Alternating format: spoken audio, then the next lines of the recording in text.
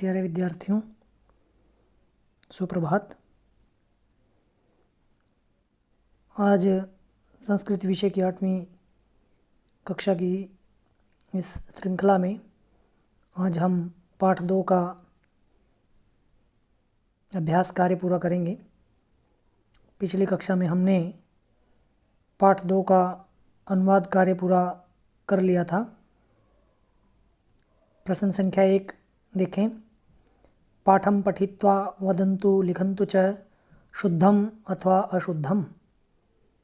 काकः चटका च मित्रे न स्तः। चिड़िया और कौवा दोनों मित्र नहीं थे। ये वाक्य अशुद्ध है। इसके सामने लिखेंगे अशुद्धम। तौ एकस्मिन् गृहे एकम नरम अपश्यताम। उन दोनों ने एक घर में एक आदमी को देखा। ये भी वाक्य अशुद्ध है। इसके सामने भी लिखेंगे अशुद्धम। काकस्य गृहं मृत्तिकायाः आसीत्। कौवे का घर मिट्टी का था। चिड़िया का घर जो है वो घास फूस से बना था और कौवे का घर जो है वो मिट्टी से बना था। ये वाक्य शुद्ध है। चटका काकस्य सहर्षं स्वागतं करोति। चिड़िया ने कौवे का खुशी के साथ स्वागत किया। चिड़िया जो है कौवे का खुशी के साथ स्वागत करती है। ये वाक्य बिल्कुल शुद्ध है। उभौ मिलित्वा सुखेन वस्तः। दोनों मिलकर सुख से रहते हैं। ये भी वाक्य शुद्ध है। प्रश्न संख्या 2। मंजूषायाः प्रदत्तपदैः रिक्तस्थानानि पूरयन्तु। मंजूषा में दिए गए पदों की सहायता से रिक्त स्थान पूरे करें। एषः काकः अस्ति। यह कौवा है। सामने ये मंजूषा में जो पद दिए हैं इनकी सहायता से आपने वाक्य पूरे करने हैं। चटका काकस्य मित्रम अस्ति। चिड़िया कौवे की मित्र थी। काकः वृक्षे मृत्तिकया सुंदरम गृहं निर्मितवान्। कौवे ने वृक्ष पर मिट्टी से सुंदर घर बनाया।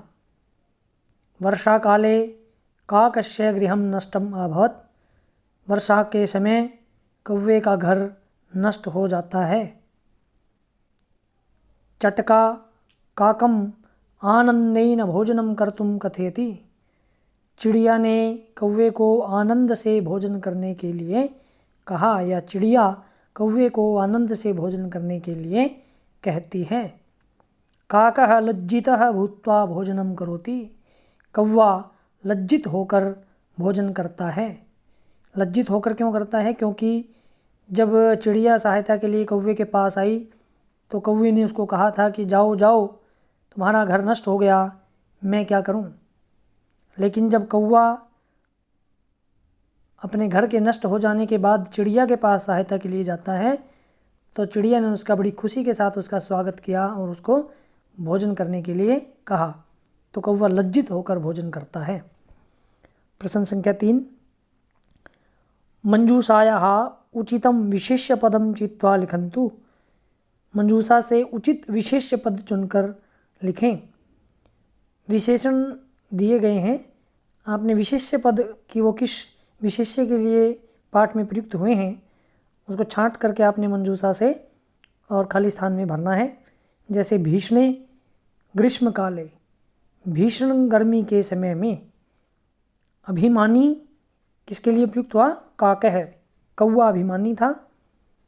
खिन्ना स्त्रीलिंग पद है विशेषण, और विशेष्य भी स्त्रीलिंग आएगा तो आएगा चटका, दुखी चिड़िया, खिन्ना चटका।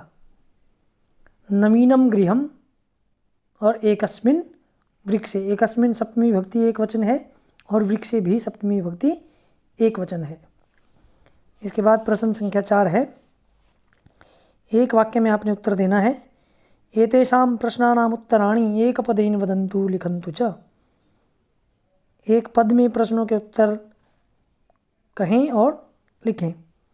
काकः चटका च कुत्र सुंदरम गृहम अपश्यताम।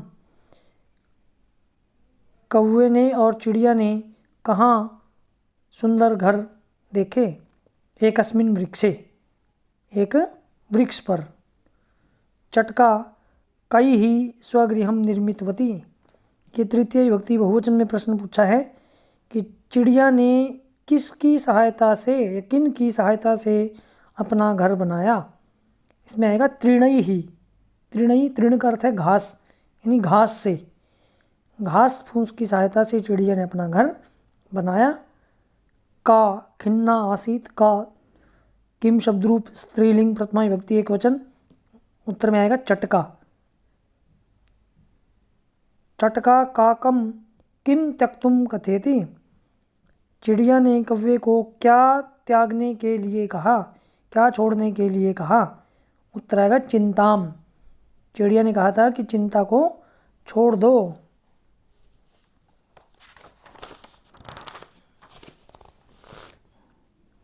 इसके बाद है तौ सुंदरम गृहम अपश्यताम इत्यस्मिन् वाक्ये तौ इति कर्तृपदस्य क्रियापदम किम। तौ सुंदरम गृहम अपश्यताम, उन दोनों ने सुंदर घर देखा। इस वाक्य में तौ ये कर्ता है, सह तौ ते प्रथमा विभक्ति द्विवचन है और प्रथमा विभक्ति में ही कर्ता होता है। कहते इति कर्तृपदस्य क्रियापदम किम, इस कर्ता पद का क्रियापद कौन है यहाँ? तो क्रियापद है यहाँ अपश्यताम। ये अपश्यताम जो है लंग लकार प्रथम पुरुष द्विवचन है, क्योंकि कर्ता भी द्विवचन का है, इसीलिए उत्तर आएगा अपश्यताम। तो बच्चों ये 4 प्रश्न आज हमने हल किए हैं। शेष अभ्यास कार्य जो है इसका हम अगली कक्षा में करेंगे। इस पाठ की हिंदी व्याख्या आपने अपने उत्तर पुस्तिका में लिख ली होगी और ये अभ्यास कार्य भी आपने अपनी उत्तर पुस्तिका में लिखना है। अगर आपके पास पुस्तक नहीं है, अगर पुस्तक है तो पेंसिल के साथ अपनी पुस्तक में भरेंगे, और अगर पुस्तक नहीं है तो आप अपनी उत्तर पुस्तिका में इनको लिख लेंगे। धन्यवाद।